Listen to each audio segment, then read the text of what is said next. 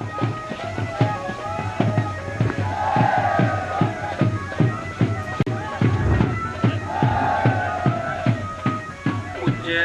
श्री गुरुदेव महाराज जी का आगमन आश्रम में हो चुका है। हम सभी भक्तों से एक निवेदन करेंगे, जरा एक बार प्रेम से जयकारा लगाएं। बोलिए। सोना सुन रावल सोनभद्र के प्रांगण में पधार चुके हैं। कृपया सभी भक्त स्वागत में लगे हुए हैं।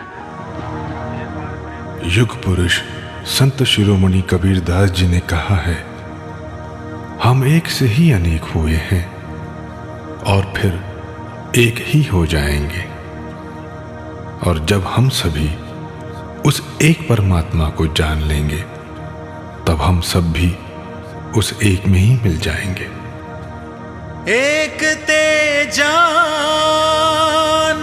अनंत, अन्य एक हो आए। एक से परिचय भया, एक बाहें समाए। और इस संसार सागर से तारने वाले सिर्फ एक हैं, सद्गुरु साहिब। जो ये सत्य जान जाते हैं, वे भवसागर से तर जाते हैं।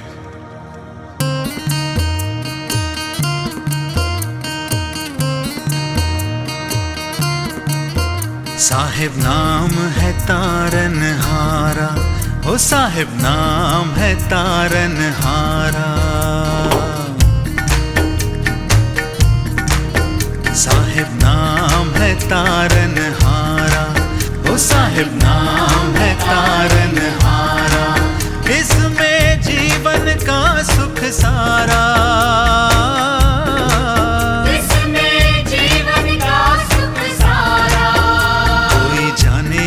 जानन हारा, वो कोई जाने है जानन हारा। इसमें जीवन का सुख सारा, इसमें जीवन का सुख सारा। तुझे मिल जाएगा किनारा, वो तुझे मिल जाएगा किनारा। वो मेरा साहिब है सबका सहारा, वो मेरा साहिब है सबका सहारा।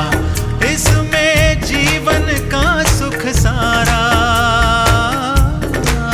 इसमें जीवन का सुख सारा। साहिब नाम है तारनहारा, वो मेरा साहिब है सबका सहारा।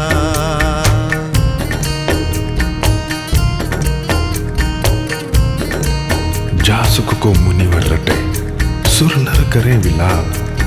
सो सुख सहजे पाइए, सद्गुरु संगतिया। एक जीव है, एक नाम है, एक है साहिब प्यारा। एक जीव है, एक नाम है, एक है साहिब प्यारा। एक है साहिब प्यारा। एक अजर है, एक अमर है, एक ही सद्गुरु सारा। एक ही सद्गुरु सारा। एक सुखों का सागर साहिब, एक सुखों का सागर साहिब। नाम है पालनहारा, साहिब नाम है तारनहारा, साहिब नाम है तारनहारा। इसमें जीवन का सुख सारा, इसमें जीवन का सुख सारा।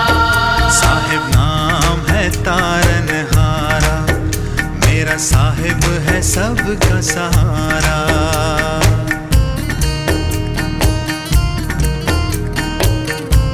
साहिब तेरी साहिबी घट घट रही समाए, ज्यों मेहंदी के पात में लाली लखी न जाए।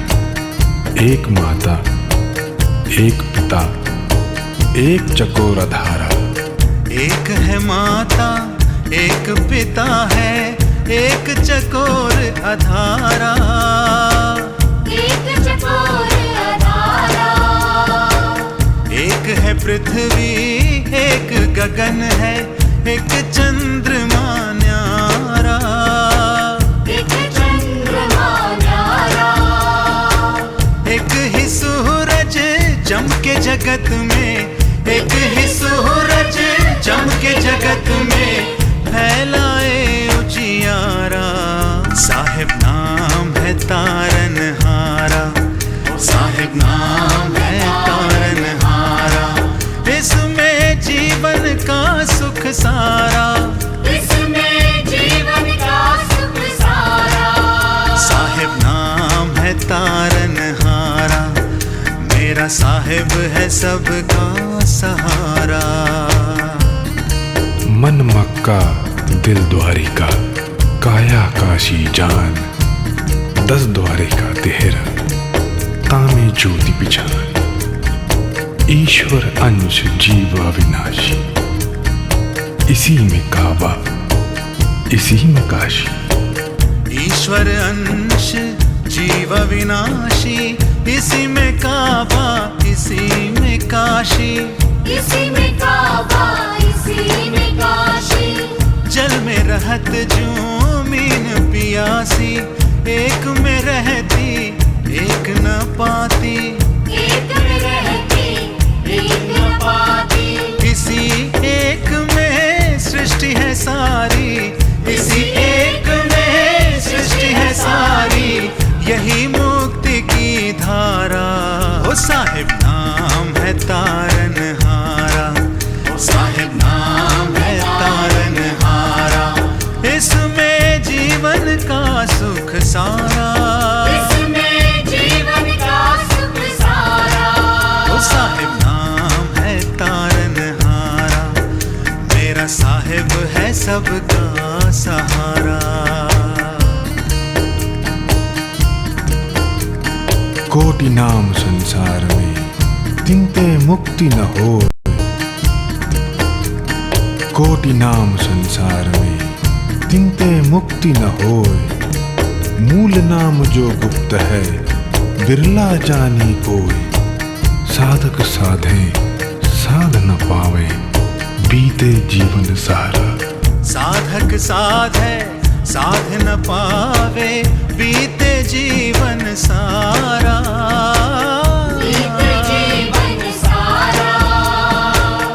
एक नाम तू साध ले बंदे, छोड़ अनेक विचारा, छोड़ अनेक विचारा। एक ही साधे सब सध जाते, एक ही साधे सब सध जाते, साधो साहिब द्वारा। साहिब नाम है तारनहारा, साहिब नाम है तारनहारा, इसमें जीवन का सुख सारा, इसमें जीवन का सुख सारा। कोई जाने है जाननहारा, कोई जाने है जाननहारा, इसमें जीवन का सुख सारा, इसमें जीवन का सुख सारा। तुझे मिल जाएगा किनारा, तुझे मिल जाएगा किनारा, मेरा साहिब है सबका सहारा, मेरा साहिब है सबका सहारा। है तीनों लोक में न्यारा, है तीनों लोक में न्यारा, हम तेरे हैं तू है हमारा, हम तेरे हैं तू है हमारा। साहिब नाम है तारनहारा, साहिब नाम है तारनहारा, इसमें जीवन का सुख सारा, इसमें जीवन का सुख सारा। साहिब नाम है तारनहारा, मेरा साहिब है सबका सहारा।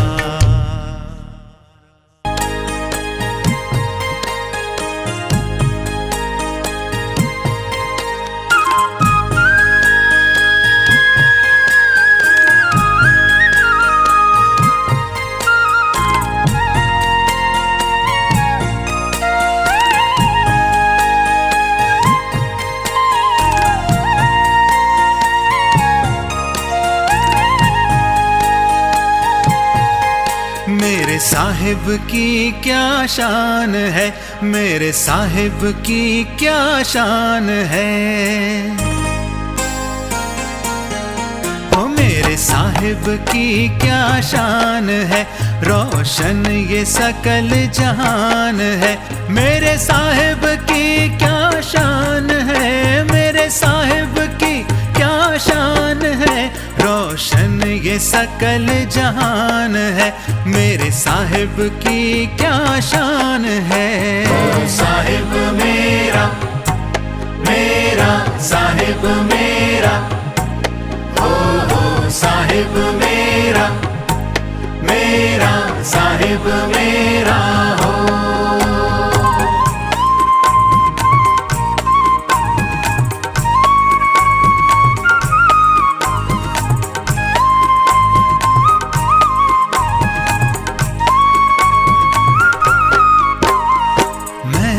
उलझा ही रहा दुनिया के ही जंजाल में, फिर भी तू करता रहा अपनी कृपा हर हाल में।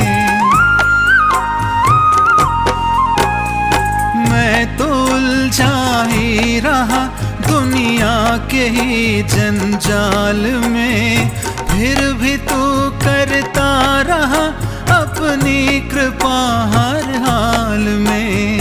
मैं अकिंचन दास तेरा, तू मेरा भगवान है। मेरे साहिब की क्या शान है, रोशन ये सकल जहान है। साहिब मेरा, मेरा साहिब मेरा, हो साहिब मेरा, मेरा साहिब मेरा हो।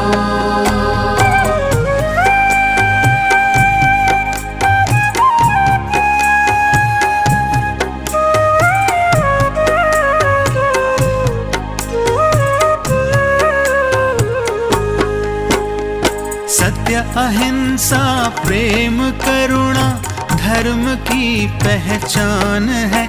मेरा धर्म साहिब बंदगी अब सुबह और शाम है। सत्य अहिंसा प्रेम करुणा धर्म की पहचान है। मेरा धर्म साहिब बंदगी अब सुबह और शाम है। मैं करूं गुणगान तेरा, तू गुणों की खान है। मेरे साहिब की क्या शान है, रोशन ये सकल जहान है। साहिब मेरा, मेरा साहिब मेरा, हो साहिब मेरा, मेरा साहिब मेरा हो।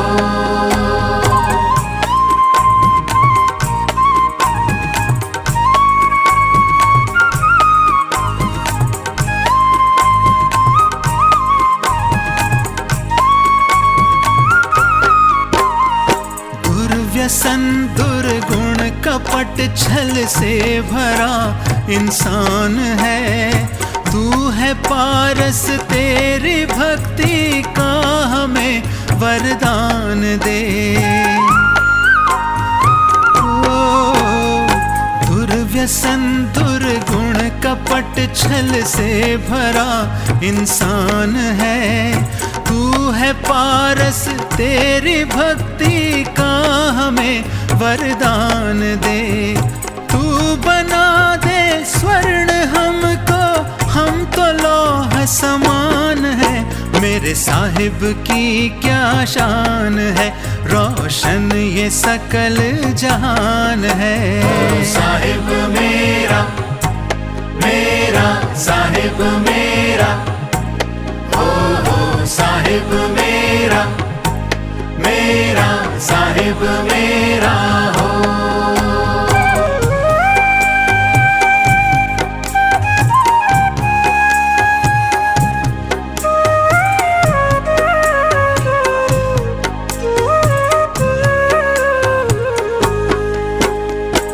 मेरे दिल की है तमन्ना, मैं रहूं या ना रहूं, सामने साहिब रहे मेरा, मैं जहां भी तन तजूं। मेरे दिल की है तमन्ना, मैं रहूं या ना रहूं, सामने साहिब रहे मेरा, मैं जहां भी तन तजूं। जीते मरते शरण तेरी ही तो स्वर्ग समान है, मेरे साहिब की क्या शान है, रोशन ये सकल जहान है। मेरे साहिब की क्या शान है, मेरे साहिब की क्या शान है, रोशन ये सकल जहान है, मेरे साहिब की क्या शान है। साहिब मेरा, मेरा साहिब मेरा, ओ साहिब मेरा, मेरा साहिब मेरा, हो साहिब मेरा, मेरा साहिब मेरा, ओ साहिब मेरा, मेरा साहिब मेरा हो।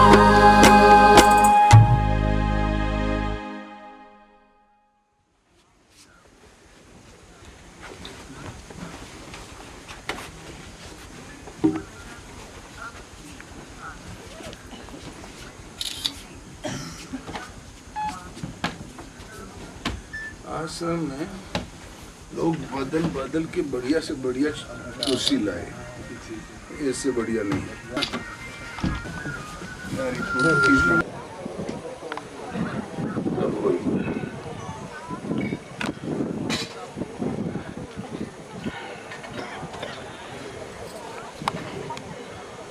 सूरत ओम जब हो गया बिल्कुल।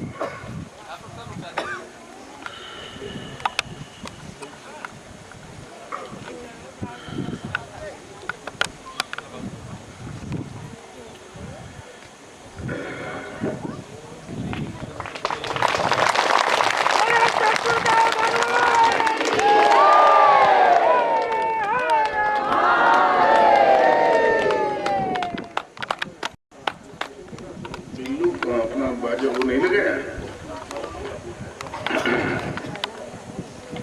करे, छोटी वाली पैड नुमा डायरी है। हाँ हो गया। और तुम लिए कागज लिख के सुबह जो बच्चा बाबा लिखवाएगा।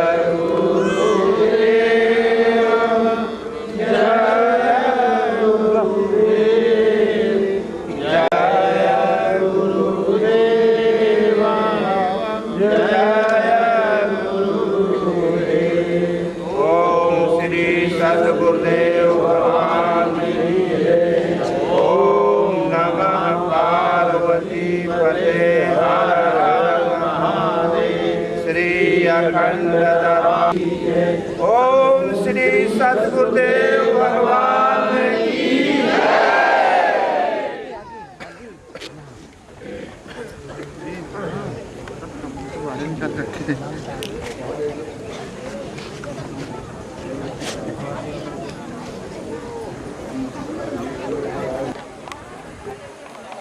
ओम सोई पावन सोई सुभग शरीरा, बोलो श्री राम जय राम जय जय राम।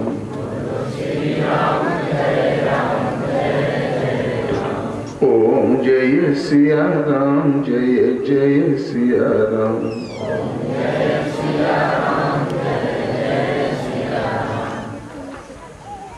सोई धर्मज्ञ गुणी सोई ज्ञाता, बोलो सोई महिमान्वित पंडित दाता। धर्म परायण सोई कुलताता, राम चरण जाकर मन राता।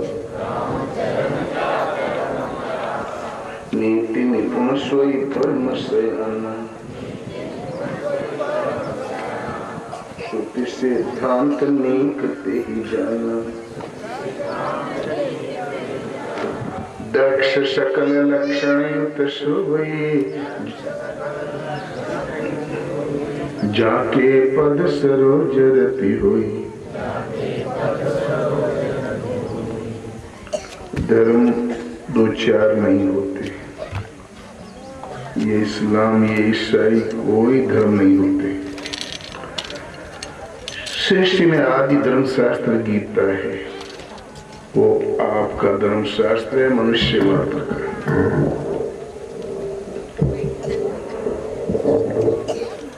गीता का ही अनुवाद है वेद, गीता का ही विस्तार है वेद, कि विस्तृत ढंग से थोड़ा कहा गया। गीता पहले अवतरित हुई, बाद में वेद।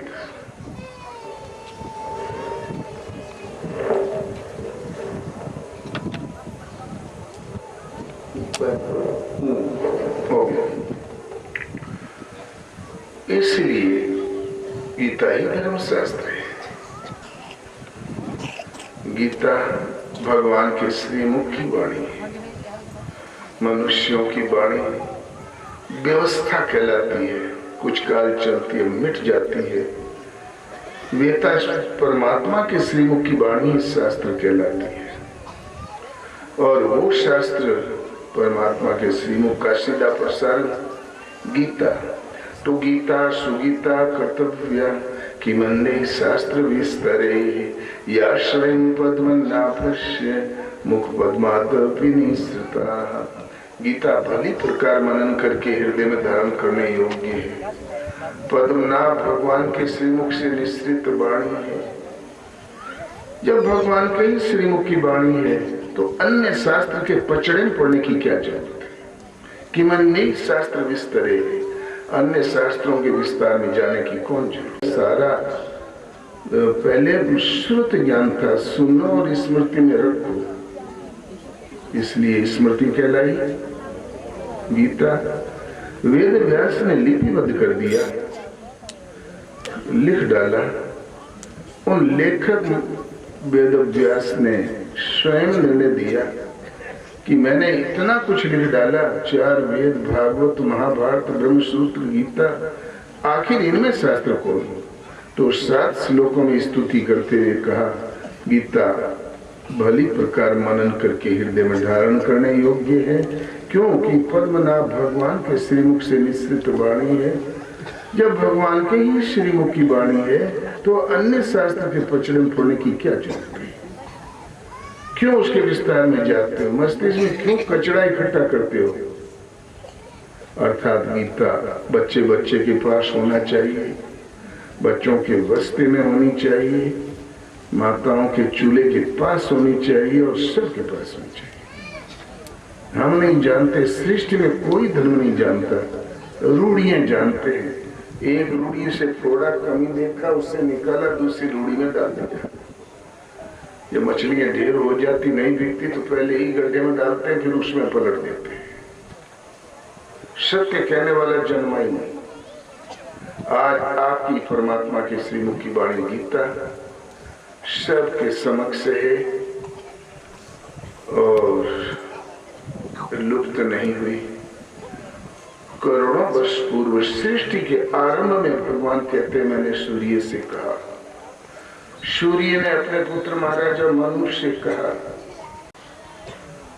और मनु ने अपने पुत्र इक्ष्वाकु से कहा। महाराजा इक्ष्वाकु से राजर्षियों ने जाना। इस महत्वपूर्ण काल से अविनाशी योग इसी पृथ्वी में लोप हो गया। वही पुरातन योग में तेरे लिए कहने जा रहा हूं। योग अविनाशी है, विनाश कभी नहीं होगा। गीता अविनाशी योग है, ये है अविनाशी, विनाश नहीं होगा। किंतु लोग भूल जरूर गए, चित्त से उतर गया। वही पुरातन अविनाशी योग मैं तेरे प्रति कहने जा रहा हूं। तो प्रिय भक्त है, अनन्य सखा है, ऐसा कुछ भी नहीं है जो मैं तुझे न दे सकूं अर्जुन। अर्थात सृष्टि के आरंभ में शास्त्र गीता विस्मृत हो गई तो द्वापर में शास्त्र गीता और फिर विस्मृत हो गई थी। 1500 वर्ष से कड़े प्रतिबंध लगे थे कि गीता घर में मत रखो और घर ही में मत रखो, फेंक दो। फेंका तो किसी ने नहीं, लाल वस्त्र में बांध के रख दिया। भगवता आंखें में भगवान है, भगवान के बाजू में गीता भी रखी थी। लड़के जन्मे 100 साल जिए और चले गए। 100 साल जिए और आयु पर्यंत अगरबत्ती दिखाते रहे गीता को और चले गए। श्रद्धा अपनी जगह, श्रद्धा कभी टूटती ही नहीं। पुरुष श्रद्धा में है, श्रद्धा का पुतला है। अगरबत्ती दिखाए, पुष्ट दर पुष्ट चली गई, खोल के किसी ने नहीं देखा जिसमें है क्या, क्योंकि भरमा रखा था कि उसमें यदि गीता देख लोगे तो लड़का हो जाएगा शाट। पुंडोदक क्रिया कौन करेगा, वृद्धावस्था में पानी कौन चल देगा और बस कौन चलाएगा, कोरी धमकियों से गीता से वंचित रखा। फेंका किसी ने नहीं, सबके पास थी। अभी गीता का यथार्थ गीता के आते ही सब खुल गई। एक एक श्लोक पर डाला और उसके ऊपर अपना चिन्ह भी लगा दिया। गीता आपको बताए कि आप कौन है। गीता ही एक ऐसा शास्त्र है मनुष्य को अपना परिचय देती है। वर्ल्ड में नीच ऊंच सब जगह है। जिसको आटे बाटे लगा ऊंचा और परिस्थिति लड़खड़ा गई तो नीचा। जिसका उद्योग चल गया तो वो ऊंचा, नहीं चला वो नीचा। वर्ल्ड में सब जगह है, किंतु वो उनकी गरीबी अमीरी का पैमाना है। भारत में इस गरीबी अमीरी को लोगों ने धर्म कहना शुरू कर दिया तो एक मनगढ़ंत। गीता आपको बताए कि आप कौन हो, आप भजन किसका करें, भजन कैसे करें, भजन क्यों करें, साधना की विधि क्या। एक भी प्रश्न ऐसा नहीं जिसका समाधान न मिल जाए। और आप गीता के अनुसार महाराजा मनु के और पुत्रों की वंश परंपरा में हैं। पहले सृष्टि थी ही नहीं, मनु से जाए मन। मनु एक आदि महाराजा, देवता भी उन्हीं की संतान, असुर भी उन्हीं की संतान। ये बताओ, राजा के यहाँ लड़का जन्म दिया तो धोबी कहोगे, क्या कहोगे उसको? राजपुत्री तो कहोगे। आप सब राजपूत हैं। महाप्रलय हुआ नहीं, सृष्टि क्रम टूटा नहीं तो दूसरा मॉडल आया कहां से? दूसरी आकार, दूसरा जात आई कहां से? राजकुल उत्पन्न है गीता के अनुसार, बिल्कुल फर्क नहीं। अपने कॉल के पक्के थे, वादे के पक्के थे, टेप पर आरूढ़ थे तो उसको क्या कहते हैं, कॉल कहलाए। और गरीबी आ गई तो लोग पीछे पड़ गए और कहीं कुछ नहीं। और ऐसे ही जितनी जातियां हैं, ये आपके कबीले का संबोधन हो सकता है, लेकिन धर्म का मापदंड नहीं है। धर्म का पैमाना है गीता। उस दिन आप अपने स्वरूप से अस्पृश्य नहीं, परम पवित्र घोषित करती है गीता। भजन जिस परमात्मा के विशुद्ध अंश हो, उन परमात्मा का ही भजन करने का आदेश देती है गीता। और भजन कैसे करें विधि बताती है गीता। और साल 1.5 साल गीता के अनुसार जो ओम जपना और नाम शुरू कर दिया, तो भगवान आप पाओगे कि हमारे आगे पीछे कोई रक्षक के रूप में खड़ा है। वो मार्गदर्शन करेंगे, भगवान उठाएंगे, बैठाएंगे, चलाएंगे। और ये जागृति किसी महापुरुष के द्वारा ही होती है, सदगुरुओं के द्वारा।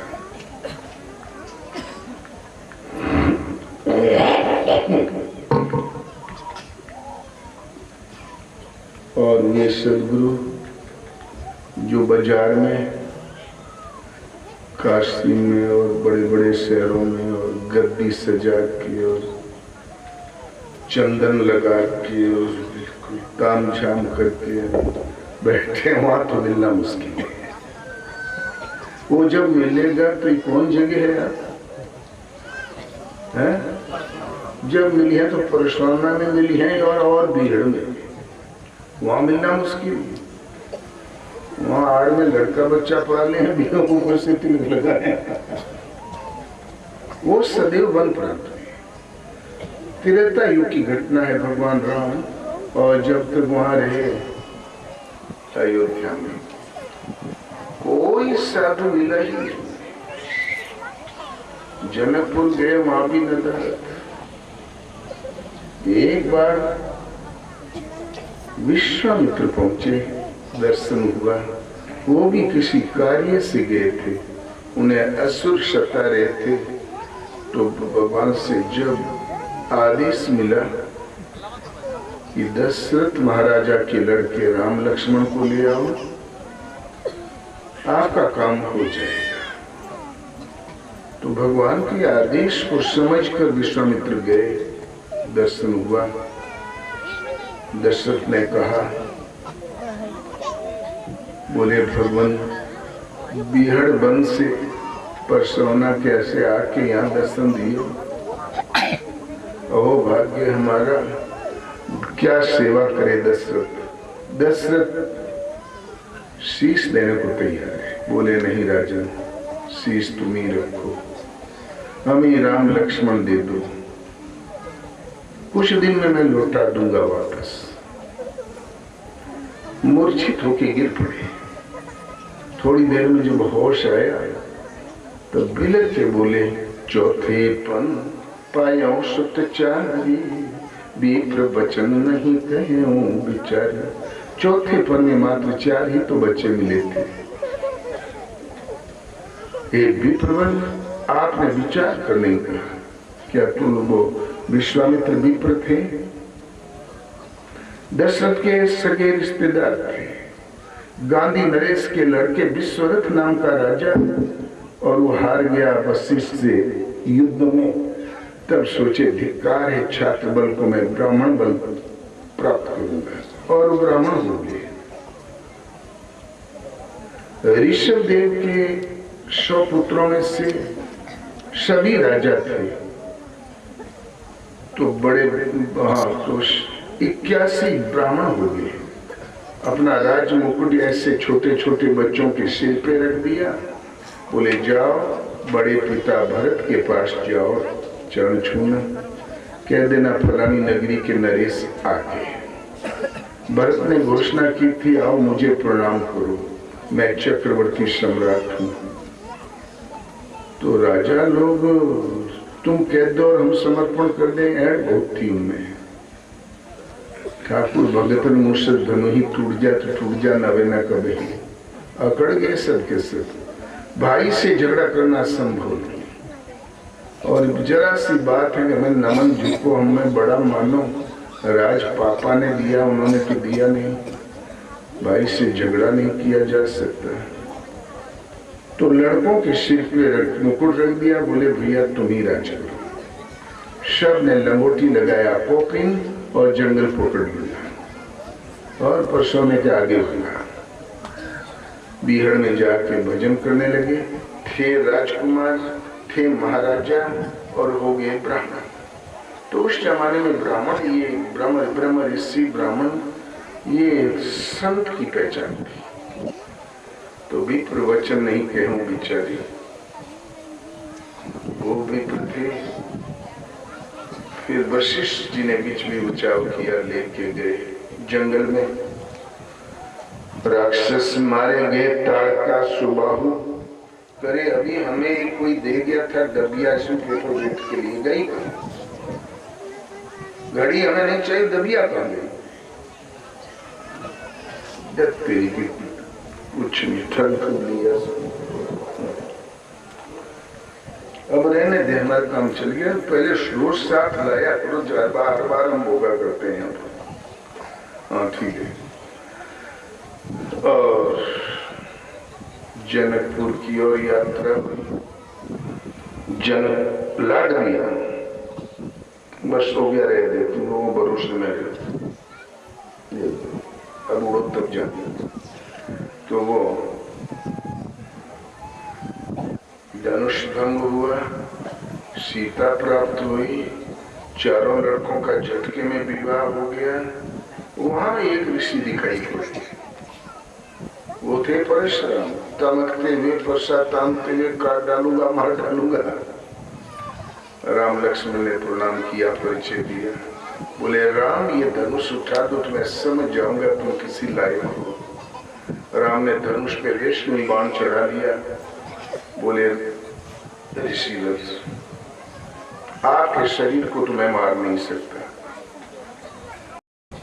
क्योंकि आप ब्राह्मण हैं। आपके पास चार चीजें, वैष्णवीय शक्ति,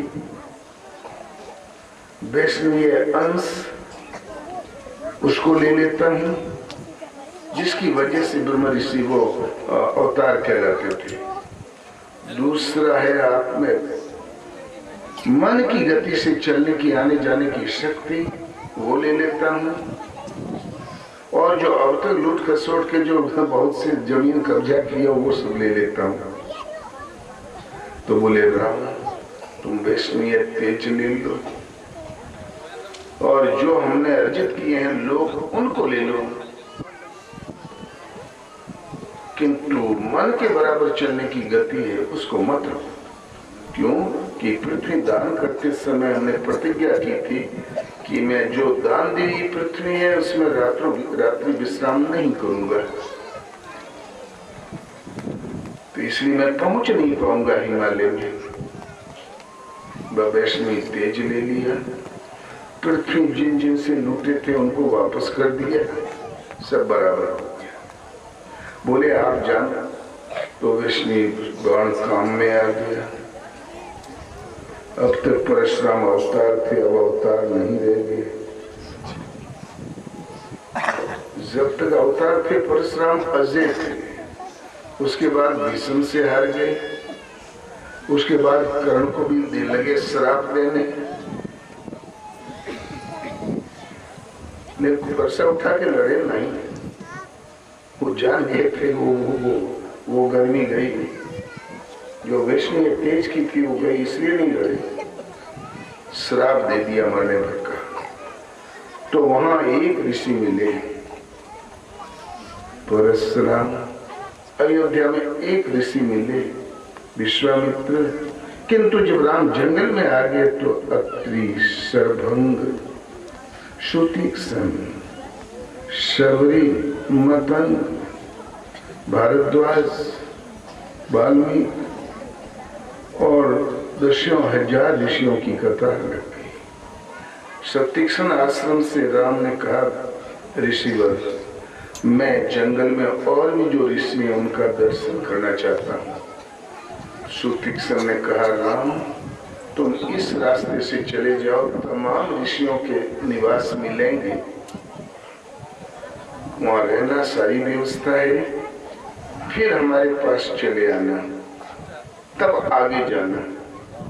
तो जिस दिन से राम शुतिक्सन आश्रम से गए और घूम के लौट के आए, 10 वर्ष बीत गए थे वनवास करके। तब तक ऋषियों के आश्रम में थे।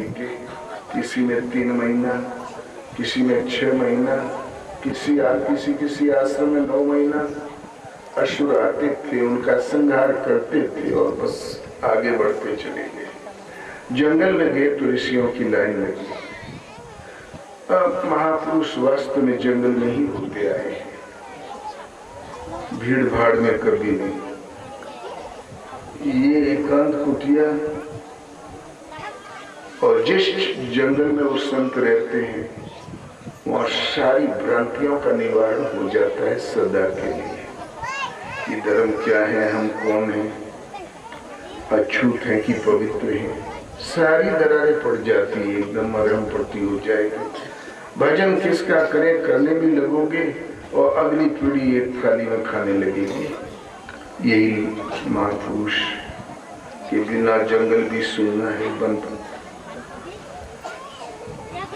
तो सदगुरु की हाट अलग लागी।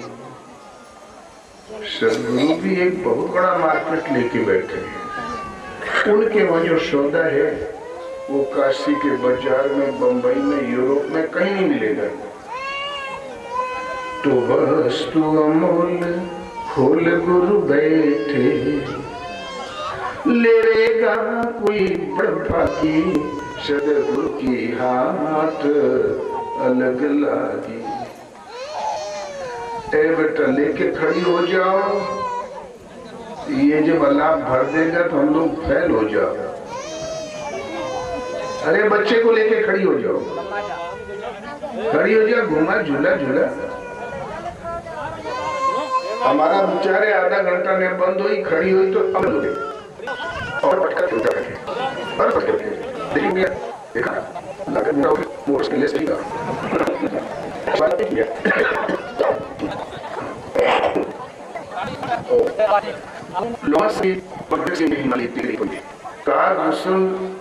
नीलगिरी पर्वत के बीच के खंडक में मिले। वहां भी एक तालाब था, स्वच्छ सीढ़ियां थी, 4 वृक्ष थे, पीपल तर तो ध्यान सुधरही, जाप यज्ञ पाकर तर करही, आम चाकर मानस पूजा बढ़तर कहरी कथा प्रसंगा, ताजी हरि भजन काम नहीं दूजा। तो भजन एकांत की वस्तु है। और संग दोष, दृष्टि पड़ गई चलती रही आकृति पर तो हो गया संग दोष, कान में शब्द पड़ गया तो हो गया संग दोष। इसलिए जितने एकांत सेवी महापुरुष हुए वो सर्वोपरि वास्तविक महापुरुष हुए। बाजार लगाने वालों तो कोई मतलब ही नहीं, जिनका आज इतिहास में शास्त्रों में नाम है। तो इन महापुरुषों का निवास एकांत होता है। इसी पर कहते हैं कि सतगुरु की हाट अलग लागी।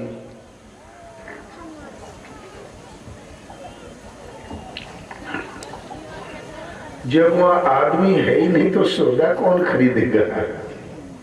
और आखिर हाट लगी तो हाट में क्या बेचते हैं वो।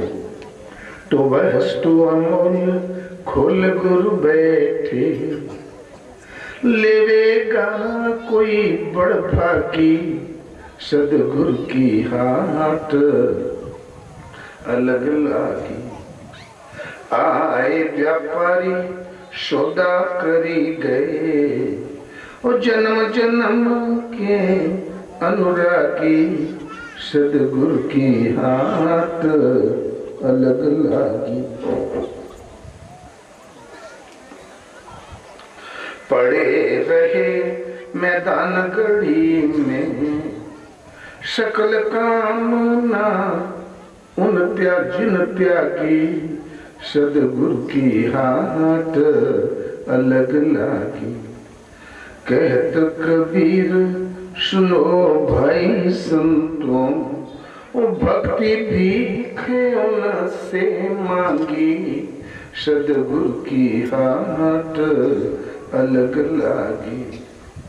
सदगुरु की हाट अलग लागी।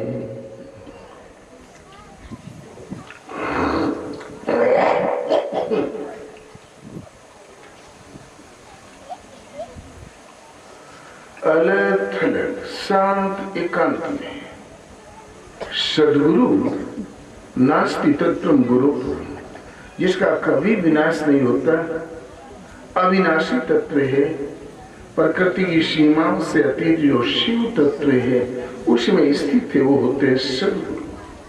वो सत्य से संयुक्त है और सत्य प्रसारण उन्हीं से होता है। परमात्मा यदि परम धाम है, सद्गुरु ही भजन की जागृति और पूर्ति पर्यंत पथ है, पथ रक्षक है, प्रवेश द्वार है, और प्रवेश के बाद केवल भगवान रहते हैं। और गुरु महाराज का कार्य पूर्ण, गुरु के अंदर जो गुरुत्व है शिष्यों में भली प्रकार प्रसारित हो गया, तो फिर स्कूल छूट जाती है, सदा के लिए स्थिति मिल जाती है शुरू में।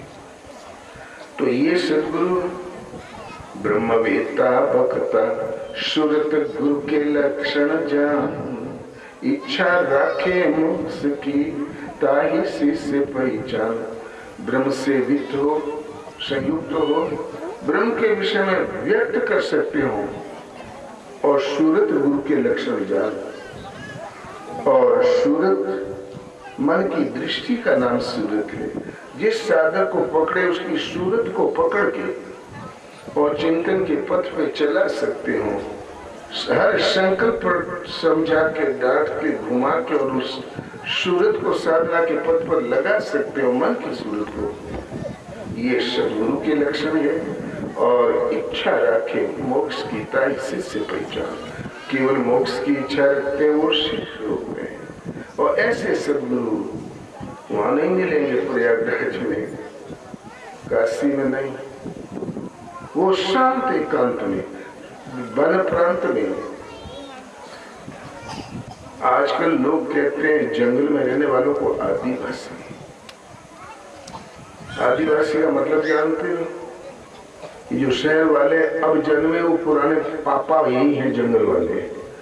तो आज आदिवासी हमें तो हमारे तो संतान हुए और क्या आप शब्द सलाह बंद को, जो आदिवासी हम मानव है तो हमारी संतान तुम शहर वाले हुए और क्या। और तो वो उन्हें कुछ मालूम नहीं है, एक शब्द गढ़ लिया कहते जा रहे हैं, और ये लगता है कल पैदा हुए और हम हो गए आदिवासी। आदि राम तपोवनादिगम, आदि है राम, तुम आदि देव पुरुष है पुराने। भगवान कृष्ण के लिए गीता में आता है तुम आदि पुरुष हो, अनादि देव हो, पुराण पुरुष हो, जिनके तेज के अंश मात्र से सृजन पालन परिवर्तन होता ही रहता है। भगवान कहते हैं अर्जुन ये पुरुष मेरा विशुद्ध अंश है, उतना ही पावन जितना भगवान। इसलिए ये मेरा ही विशुद्ध अंश है, मैं ही परम चेतन बीज रूप से पिता और प्रकृति गर्भ धारण करने वाली माता है, और तो निमित्त मात्र है। तुम उन परम प्रभु के ही संतान हो, यही उसकी परिभाषा मिलती है। और बाहर तो धंधा पानी के नाम है, धनिया वो लोहा ठीक सुधारने लगा तो लोहार, और सोना सुधारा तो सोना, और लकड़ी बेचा तो लकड़हारा।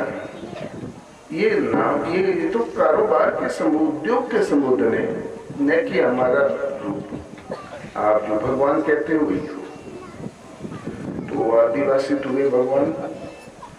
और ऐसे ही जंगलों में जो एकांत सेवी होते हैं, भगवान का प्रत्यक्ष दर्शन स्थिति पा गए, सत्य से संयुक्त है और जिनके द्वारा सत्य प्रसारित है वो सद्गुरु। तो सद और इनका निवास एकांत शांत, तो सद्गुरु की हाट अलग लागी, वस्तु अमोल खोल गुरु बैठे, लेवेगा कोई बड़भागी, सद्गुरु की हाट अलग लागी। अमूल्य वस्तु खोल के बैठे गुरु, सत्य वस्तु है आत्मा, मिथ्या जगत प्रसार।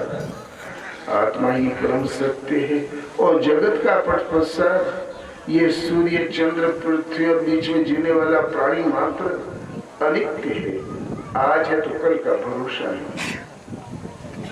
युधिष्ठिर का राज्य अभिषेक हो रहा था, तो एक ऐसा घंटा टंगा हुआ था कि राजा से यदि भूल हो तो प्रजाजन बजा सकती है। युधिष्ठिर ने कहा, महाभारत समाप्त हो चुका था, एक छत्र पृथ्वी के सम्राट के रूप में उनका अभिषेक हो रहा था, हो गया। तब युधिष्ठिर ने कहा, प्रजाजनों, तुम्हारे सुख दुख में मैं सदैव भागीदार रहूंगा, हमें सूचित करने में संकोच मत करो। भीम युवराज पद पर अभिषिक्त था, उठ के खड़ा हो गया और जाके लगा घंटा पीटने। तुरंत अर्जुन ने गांडीव उठा लिया, सेना बिल्कुल सावधान मुद्रा में हो गई। क्या षड्यंत्र है, युधिष्ठिर से तो भूल हो ही नहीं सकती। ऐसा धर्मात्मा नरेश सत्य पराक्रमी तो हुआ ही नहीं, बिगड़े हुए हैं, भविष्य में जल्दी संभावना नहीं, इनसे तो भूल असंभव। कौन सिर फिरा जो घंटा पीट रहा है। गए, देखा तो भीम पीट रहा था, बोले भैया भीम, राजा से क्या भूल हुई? तो बोले अभी करोड़ों अरबों लोगों की आहुति देके, बाबा परदादा नाती पनाती सबके खून की आहुति देख के इस सिंहासन रक्त तलैया पर सिंहासन रख के बैठे हैं। शरीर कितना नश्वर है।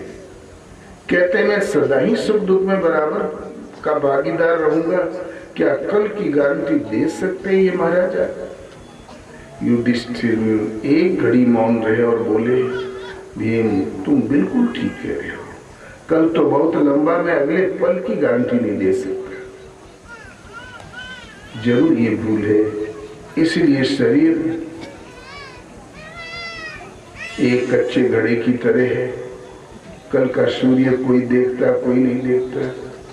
इसलिए शरीर के रहते रहते चिंतन, तो अमूल्य वस्तु शरीर सब नाशवान सृष्टि में, सत्य केवल आत्मा अर्थात परमात्मा, और वो परमात्मा की जागृति सदगुरु से है। तो वस्तु अमूल्य खोल गुरु बैठे, अमूल्य वस्तु है, गरीब पा जाएंगे, श्रद्धालु सेवा वाला पा जाएंगे, और चक्रवर्ती सम्राट अपना राज दे देगा तब भी नहीं मिलेगा। जब मिलेगा तो श्रद्धा और समर्पण से। ये अमूल्य वस्तु क्या देखे ऋण हो गए। हनुमान ने कहा, राम आगे, भरत उछल के खड़े हो गए, गले मिले, बोले हनुमान यही संदेश सरिस जग माहू, खोज रहे हूं लोक तिहु नाही।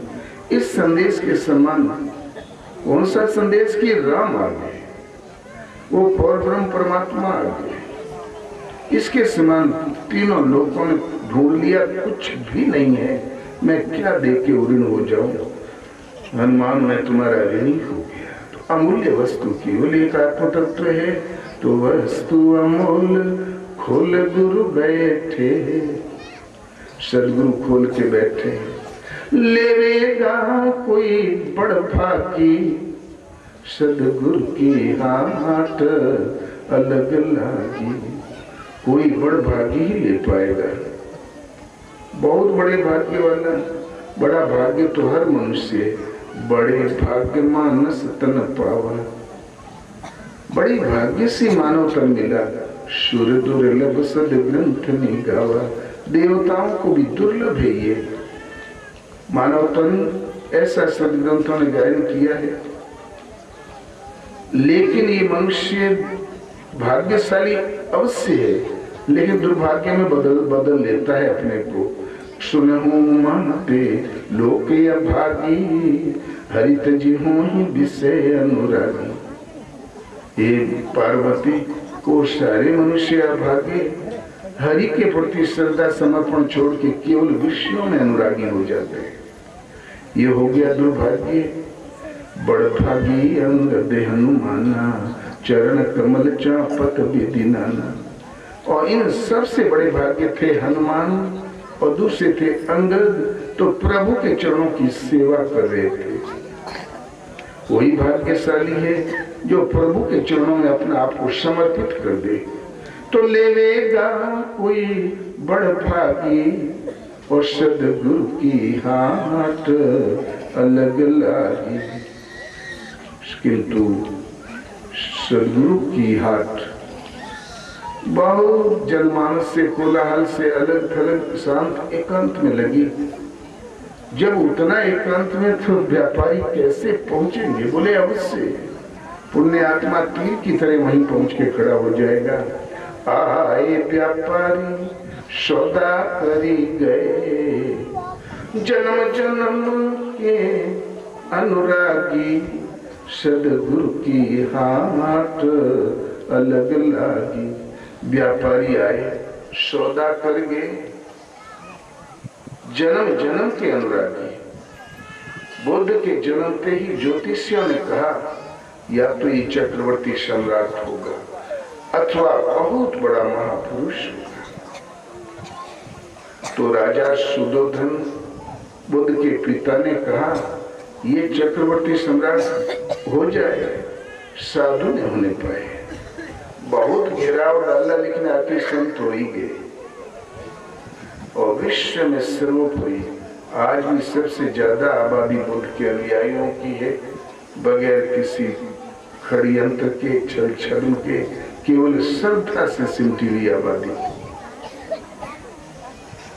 हमारे गुरु महाराज को 3 आकाशवाणी भी इस महात्मा को भोजन कराया। दोबारा एक मंचले स्थान से सूचना आई, कुटिला के यहाँ से सूचना आई, उधर जा रहे थे। बड़ी जोर से आकाशवाणी हुई, महान पाप करने जा रहे हो, घोर नरक में जाओगे। मणमण भर के पांव हो गए। रात के अंधेरे में, उस घने अंधेरे, भादों की रात की तरह घने अंधेरे में से लग रहा था काफी लोग काले काले खड़े हैं जो मुझे पकड़ के अभी दबा देंगे। आधा घंटा में जब रोए गिरे, पाँव को हिलाया तो हरकत प्रतीत हुई, बगैर सोचे समझे वापस आ गए। और जब किनारे आ गए, बगीचे के बाहर निकल गए, तब फिर आदेश हुआ इस मंदिर में तुम्हारे गुरु महाराज बैठे। गए, घूम के चले आए, कोई नहीं मिला तो बड़ी झुंझलाहट पैदा हुई। कौन हमारे पीछे पड़ा है, कौन जोर से बोलता है, कौन आहिस्ते बोलता है, आखिर हमारे पीछे पड़ा कौन है? तब बोले इसमें गुरु महाराज हैं और इसमें तो कोई नहीं। इतने में खांसने की आवाज आई। वास्तव में वो महापुरुष बैठे थे, सेवा में लग गए, प्रकाश की व्यवस्था किया। 3 दिन 3 रात सेवा में लगे ही रह गए।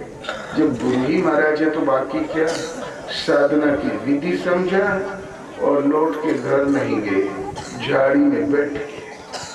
पूरा गांव मिलके ढूंढ रहा था, क्योंकि गांव के नामजद पहलवान उस्ताद थे। 6 दिन बाद पता चला कि वो झाड़ी में बैठे। भीड़ पहुंच गई, चले घर में और ठिकाना है नहीं। सोची समझदार के लिए इशारा काफी, निकल जाएगा।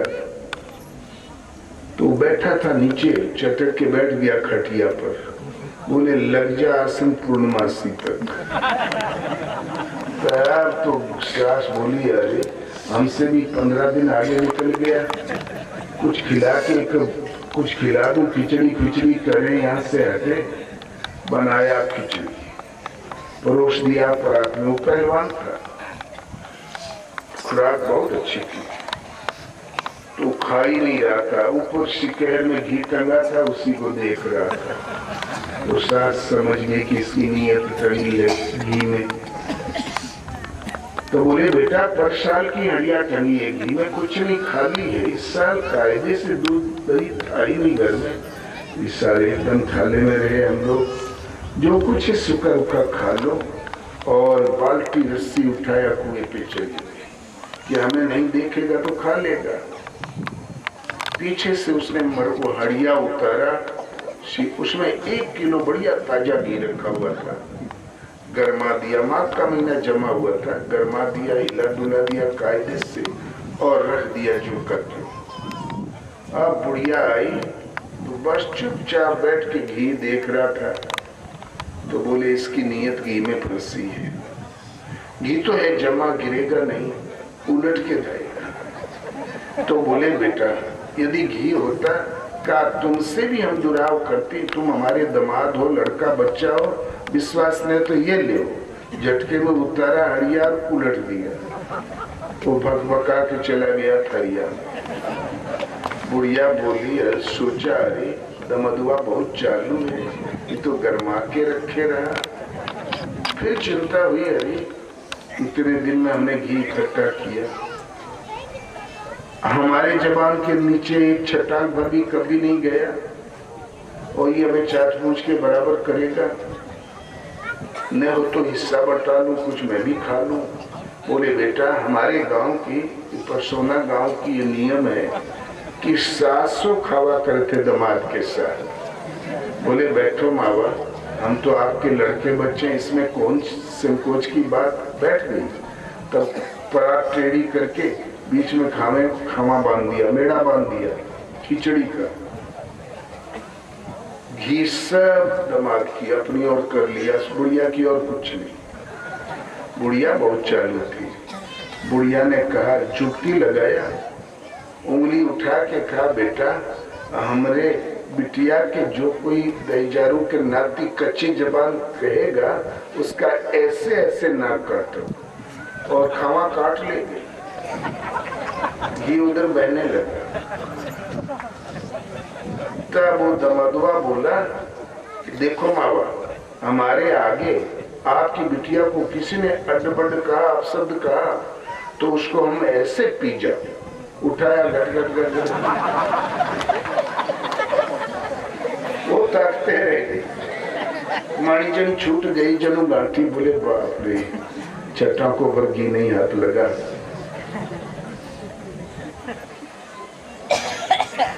तो श्री राम बाबा को जुटाए होंगे तो आज खर्च हो जाए, खा पी लो। और कहीं कुछ नहीं, पाप में ठिकाना है नहीं। क्या हम झटके में कल ही प्रोग्राम बना। एक महात्मा आए हुए हैं, बोले श्री राम महाराज के हम जाएंगे। हम बोले बहुत दिन हो गया, देख ले क्या है। हम भी चले आए, लेकिन हमने आके गलती किया। गलती नहीं किया, ठीक किया। हमें क्या मालूम तुम लोग, हमको तो वहां ये बता रहे थे लोग जंगली है, बुद्धि नहीं है, कुछ नहीं है। हमें शहर से 100 गुना ज्यादा बुद्धि मिली, सभ्यता मिली, शांति से बैठने की अदा मिली। हमें क्या मालूम, अब पता चल गया। फिर कभी प्रोग्राम रखो, आ जाएंगे।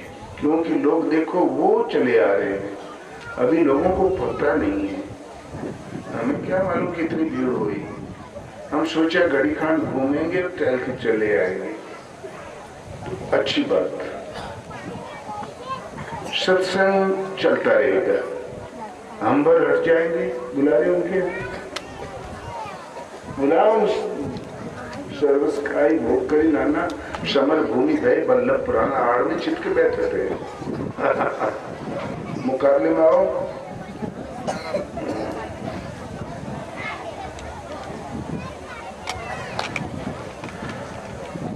एक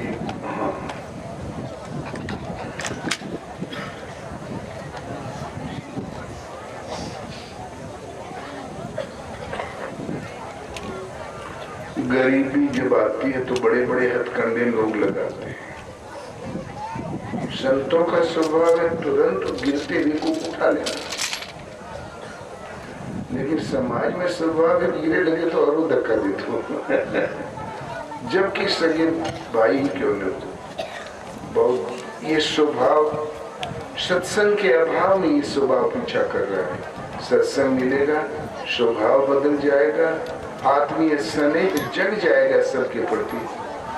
आओ प्रणाम कर सकते हो, आओ।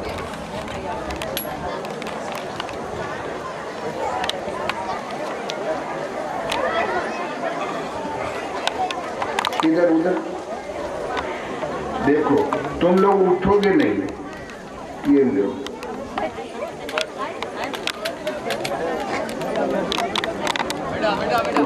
आप लोगों ने अपने बाबा को बहुत चराया, खिलाया पिलाया, मोटा किया, लेकिन हार गए ना। को हार गए, 2 नंबर हुई गए। तो नहीं